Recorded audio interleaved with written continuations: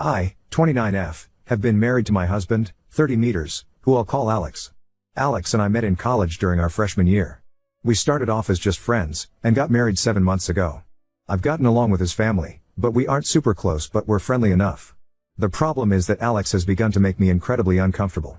Firstly, he's begun to ask me who I'm meeting with, where, what we plan on doing, how long every single time I leave the house without him. At first, I just thought he was being protective and a good partner just in case something happened, but then he started checking my phone after the visits, vetting and researching each of my friends as well. He also has been pursuing me to link my bank account to his, as he's in charge of the finances when he was perfectly fine with keeping them separate before. We fight about it almost every day. Finally, yesterday when he was preparing to go on a work trip for 2 weeks in California, he demanded I wear a tracker so he could keep an eye on me while he's gone. I can't do this anymore. I feel like I'm suffocating, and his family, who I've spoken to about his worrying behavior, just said he's being careful and protective as a good husband should. I need to gather my things together and find a way to be gone before he gets home without tipping him off. He's always threatened that if he ever found me cheating on him, he'd turn in divorce papers the same day. He keeps a filled out copy in his desk. I'm going to submit those the day I leave. But there's so much to do: Bergen, finding a new place to live, seeing if my job has any transfers available, packing and moving in 2 weeks. His return flight May 11th, so I need to move quickly. I'm posting here because I don't have any close family, and I can't risk dragging my friends into this as we share the same friends. I just need a place to vent, and ask if anyone has any advice on the easiest and safest way to do this. Edit. Oh my god, you guys are amazing. I never even thought to not use his divorce papers. I'll check for cameras before I start any packing or prepping. I may also shred his divorce papers just in case and look into getting a lawyer for myself. I'm in a no-fault divorce state, that much I so remember, which will help. Update 1. Some asked why I'd be hiding things from Alex regarding going out and who I'm meeting with. I don't, and I have nothing to hide. However, when he begins to then double-check everything I tell him with the other people there, right down to each person I talk to and what I said. Did I send any text MSGs? Did I order food? How much did I eat? That's when it started to feel like I was slowly being pushed into a corner. It didn't start that bad, but gradually grew worse over time. All of the Reddit subs, my in-laws' families, are part of our related gardening and DIY, so I highly doubt they'll see this. If so, by the time they do, I'll hopefully be gone. I talked to my job and explained things to my manager. And they promised to look into openings in other states to see if they could get me into one. They'll have an update on that in 3 days. I trust that my bank account is secured, considering he's tried to get into it before and failed. I found one camera in the kitchen, another in the living room, and one in our bedroom. As such, I've left them in place for now and done all other planning, either in the bathroom pretending I'm taking a bath. I'm honestly staying away from the domestic violence services as my sister-in-law is unfortunately higher up in those, considering she volunteers there, and I have a feeling if I did show up there, they would know in a heartbeat. I can't look for apartments until I get the update from my work, but either or I'm still gonna be leaving the state. The day before I do, I will be changing my number carrier and wiping my laptop and all of his electronics before I do. I've met with 2 lawyers so far and had them look over the paperwork. My husband had prepared, and both said that it did have some clauses in it that could have caused me some trouble down the line. What alarmed all of us closed the fact that several of those clauses dealt with future children, and not as a hypothetical. Like several hair suggested, I have a feeling he fully intended on getting me pregnant to keep me trapped and tied to him. There are 3 other locations my job could send me to, and I have, as a precaution, begun looking into all 3 cities and housing in the areas. Just in case one of those, this is the one they send me to. Even if they don't have an opening that they can push me into, then I will just have to quit, move and figure things out on my own. I have enough money to live and survive for a few months until I can pick up another job. Unfortunately, all of our friends are mutuals and would likely be unaware of the consequences of saying or sharing anything I do or say with my husband. I don't have any surviving close family, and obviously my in-laws are not a good resource to rely on. I am on my own, unfortunately, other than the wonderful bonds I've begun to make here. Update 2. Good news. My work has an opening I qualify for that will not only shift me across the country, but also comes with a salary increase as well. I've started telling my in-laws and friends that I'm planning a surprise outing for when my husband gets back, for just the 2 of us. This way, people don't give me odd looks if they see me out and about. I've even gone as far as asking Mill to show me his favorite recipes. Meanwhile, I've found a moving company that, while small, is willing to work in a storm. The reason is, in 5 days, we're supposed to get hit with a large storm front. I plan to shut off the breaker and say we lost power if he asks, just as several people here suggested, and even send him a short clip of the storm. I'll have all of my stuff moved that afternoon, and I will be flying out once the weather has cleared enough to do so. I have a lawyer who will push my divorce through, and I've filled out the necessary paperwork so that I don't have to be here for it. I'm not suing for assets or alimony, and I've shredded his divorce papers as well. I've set up a cheap payphone plan through Cricket until this is all said and done, at which point I will find a new carrier, number and phone. This one is being wiped and left behind. My laptop is provided by my work, and the IT department inspected it thoroughly and it was clean, thankfully. No other electronic aside from my laptop and new phone will be coming with me. If Alex needs to talk to me, he can do it through my lawyer. Not sure if anything else will happen. My fingers are crossed that he doesn't think anything's amiss until after I leave, and I'm not turning the breaker back on when I do. He can when he gets home. My work is covering the plane ticket, so that at least is one expense I don't have to finagle in. Update 3. It's been a busy week, but I've gotten so much done. Firstly, I am now out of the house and am currently in a hotel while I look for an apartment. It's a big city, bustling with people no matter where you look. We had a pretty bad storm system hit back home, that actually lasted 2 days. High winds, thunder, lightning and even hail everywhere. I didn't take much from the house, my documents, clothes and important sentimental items. I left all of the furniture and electronics behind. I cleaned the house top to bottom and took pictures on my phone so he couldn't claim I damaged anything when I left. My lawyer has already started divorce proceedings, and my husband will be served on the 8th. His plane is due to land early morning, and the sheriff will be there at the house waiting for him. He is very much about public appearances and reputation. My lawyer will be calling him as well to inform him that I am more than willing to air out everything to the public about his actions if it means securing my freedom from him. I will go to court as long as I must to get this pushed through. I haven't told our friends or his in-laws yet. I will do that while he is on the flight to prevent him from getting wind of it before he's handed the divorce papers. I will be calling around and explaining why we're getting divorced, to try and prevent him from twisting this into somehow being my fault. I don't want him trying to claim I had an affair or something, so I want to get the truth out before he can twist this. I'm doing okay. I'm tired, but yet I feel almost jittery and off-kilter. I keep looking over my shoulder and monitoring what I say even when I don't really need to anymore. Hopefully that will fade soon.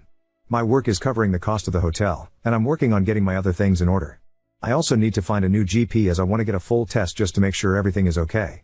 I don't know when my next update will be, probably when the divorce papers are filed or if we have to go to court to push them through. I will try to keep my head up, but it feels like I'm in a whirlwind or something with so many things to do and think about. I kinda thought it would be easier once I got out of the house, but while the fear is smaller, somehow the number of tasks only seems to have grown. Update 4. Sorry I haven't updated for a while, things got hectic and a bit chaotic honestly. Firstly, I'm working on getting an apartment still and have applications in at 3 different places and will hopefully hear back from them soon. I'm still going into work here at the new location, so I don't have to worry about burning through my emergency savings completely. I've gotten a lot of emails from Alex, his family and our old friend group asking question after question. I have only sent one return email to Alex, explaining that I don't believe we are truly compatible, and it is BST we separate now. That his treatment of me when I'd done nothing to deserve as such was just as much of a deal breaker as cheating was for him. I ended the email with a statement that I would not be contacting him further and anything else he needed to pass on to me or vice versa would be done through my lawyer. For his family and friends, I just typed up one email outlining everything that had happened and why I left. I told them I wished them no ill will, but that such treatment of his wife and partner was not acceptable. That should Alex get remarried in the future, I wish they would help support both partners and not just Alex. Alex, from what my lawyer told me, was livid when he was served. The sheriff actually ended up booking him for assault on an officer and menacing due to the threats he was shouting. His father bailed him out in a few hours, but with the testimony of the sheriff, my lawyer believes I have a very good chance at getting a restraining order. Alex, upon returning to the house, apparently lost his temper again, breaking the dining table into pieces as well as the TV, and putting several holes in the walls. At least that's what one of the emails from one of our friends reported as Alex called him to help him clean up the mess. My lawyer already has pictures of the house I took, with timestamps as evidence nothing had been damaged by me. My friend reported that Alex tried to claim I'd been the one to trash the house, but the holes in the wall were at head height. Alex is 6 feet 3 inches, and I'm 5 feet 4 inches, so he knew that was false. Either way, taking the pictures definitely will help me. So again, thank you everyone here for the advice because I never would have thought of that on my own. My work won't share details of where I am, as I do work with some higher-end clientele who value security and that information won't be gossiped about, and no, I'm not some stripper or escort. I deal with contracts, notary and business management.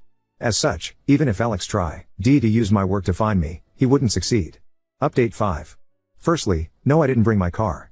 The public transport here is good enough to use without needing one. I have secured an apartment, and the building has good security. You need a key card to enter, and there is a security guard at a desk right by the entrance to the building. As part of my contract, I gave them a photo of Alex and his family so that even in the off chance they do find me, they won't be let in.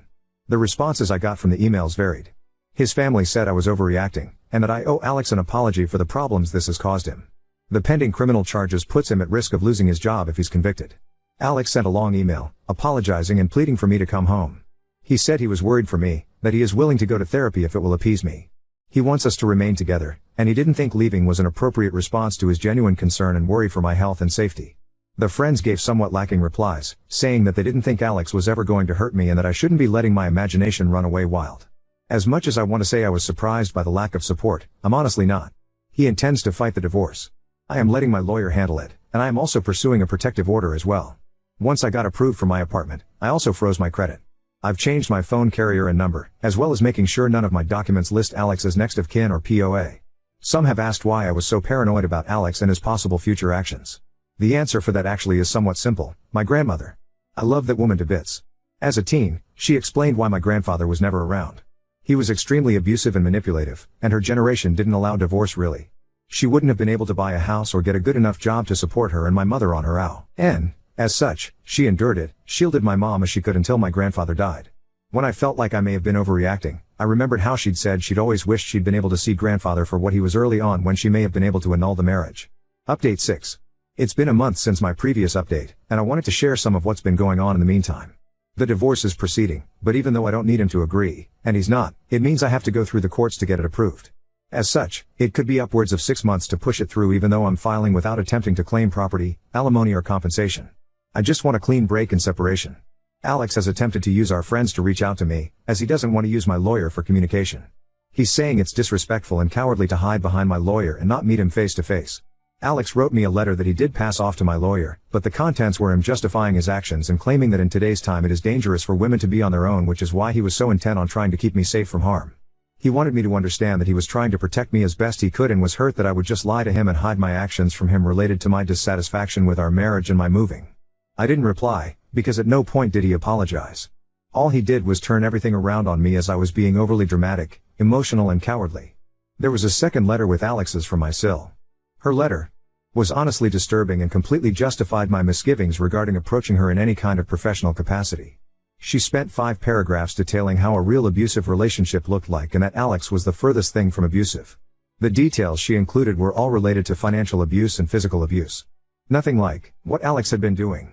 She stated that my attempts to smear her brother's name for attention and clout made me the abuser, not him. I haven't really been able to process that, admittedly. Part of me can't help but wonder if she's right. I mean, I blindsided him by leaving as I did and am refusing to speak with him at all. My old boss recommended that I look into getting into therapy after I moved, and I think I need to. I have had a hard time adjusting to being on my own. I keep censoring myself and haven't even gone out to eat yet. I always end up worrying about what if someone sees me, what if I get in trouble for spending my money on something frivolous. My lawyer is continuing to fight for the divorce, and I shouldn't need to be physically present in court. Any meetings needed between me and the judge can be done via Zoom. I'm trying to avoid confrontation with Alex and his family for now as much as I can and passed both letters to my lawyer in case he needs them. Our friends are mostly trying to avoid taking sides still, and I'm honestly approaching the point of just letting them go as well. I'm tired of fighting for them to understand at this point. I don't know if anything is going to happen, so my next update may not be until around mid-November depending on how long it takes to push the divorce through. Work is going well, and it's helpful to have something familiar to anchor my day-to-day life when so much has changed and is changing even now. Now on to second story. Best friend had a crush on me, but she thought I would never date her because she used to be fat, so now I'm afraid to make a move and potentially lose her. When we met, I was in a toxic relationship with my now ex. She was focusing on school, working and getting in shape, so I never really saw her romantically due to these factors, but I've always thought she was a beautiful person and a joy to be around. I'll call her Kelsey. I've told her things I wouldn't dream of telling my ex, talked F or hours about anything, played board games, watched movies, went to restaurants, invited her to my book club and just included her in almost every aspect of my life as she did the same with me, but we were rarely alone together.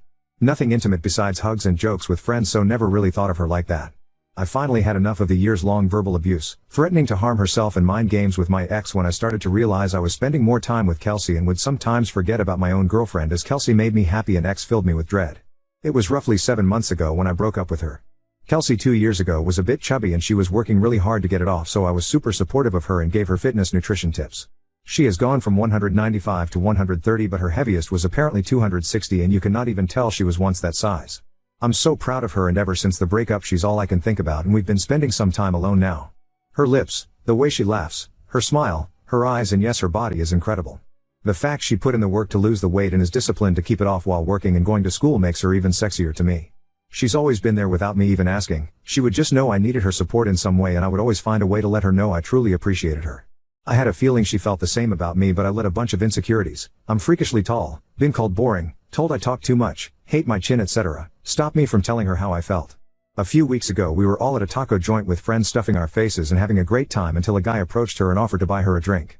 My heart sank and I immediately wanted to tell him off. She's not interested, but was able to fight it off as I knew it was irrational and I had no right. She sweetly agreed with some encouragement the girls at the table and followed him to the bar and they started chatting. I had never been so angry, sad, and guilty at the same time about a woman. The time I've known her she's been single except for a few dates that ended up wanting to just be casual, which really hurt her as she doesn't hook up and hasn't been intimate with anyone for a few years since she was focusing on herself. Guys and girls hit on her all the time and it's always made me irrationally upset even before I realized I loved her because they didn't know her. So I should have been happy that she was talking to this guy and seemingly enjoying herself. She was giggling, smiling, sharing nachos with him. I was unbelievably bummed, so I started to head out as I didn't want to watch her flirt with this guy and cause a scene. When I got home I saw she sent me a good night text saying hope I feel better. Friends told her I wasn't feeling too hot, she was worried as I'd kinda been off, and let her know if I needed someone to talk to. I fell in love again. I decided I was going to tell her how I felt as it wasn't fair to her and it was unhealthy keeping it in since I can barely form sentences around her now. I asked one of the girls if she had an idea that Kelsey might have crush on me after explaining why I want to know. She confessed that she did indeed, yes, but apparently Kelsey told her that she didn't think I'd ever date her because she used to be fat. She's not in my league and I probably only saw her as another sister. I was devastated I gave her that impression and almost didn't believe, but it all makes sense as to why she would think that. I've never made any kind of move on her and I myself am a pretty fit guy, plus my ex was super skinny. I'm so afraid to make a move now that she's lost so much weight that she's going to think I only like her now because she's not fat anymore and my feelings are surface level. She means so much to me and I don't want to fuck this up.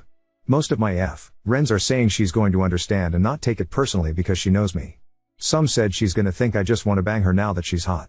My sisters think I should tread lightly as she could feel like a rebound. How to approach this without coming off as shallow and potentially losing her or her respect. Update 1. After coming back to these comments and messages over and over, I realized I was severely overthinking everything, making things way harder than needed, and came to the conclusion that I didn't need to bring up such a sensitive topic in the first place just to tell her how I feel, especially since she didn't confess that to me directly.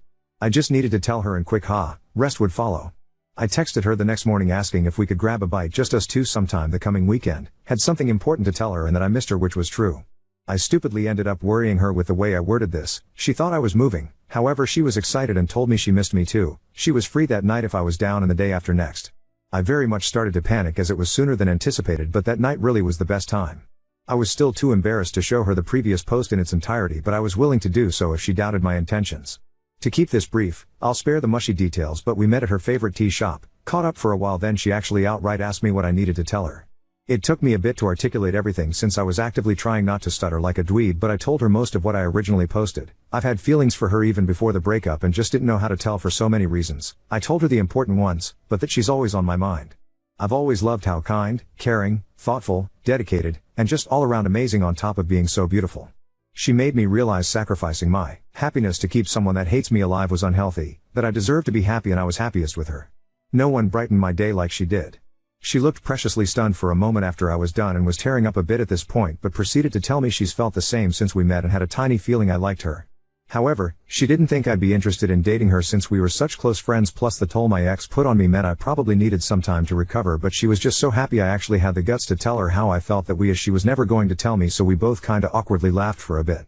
We talked for a while more and I was so overjoyed, relieved and super nervous as the mood immediately shifted to something newly intimate, but I did end up asking to take her out on a real date, whenever she was ready, as I did just lay a lot on her. Long story short, as a lot has happened since then, she's now currently my girlfriend. We're taking things super slow. Our second date is in a few days and I'm kicking myself for not telling her sooner.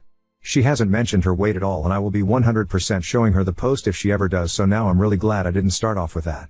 I'm so thankful for each and every one of you for your feedback, encouragement, support, and couldn't have done it without you guys. Serious rock stars over here.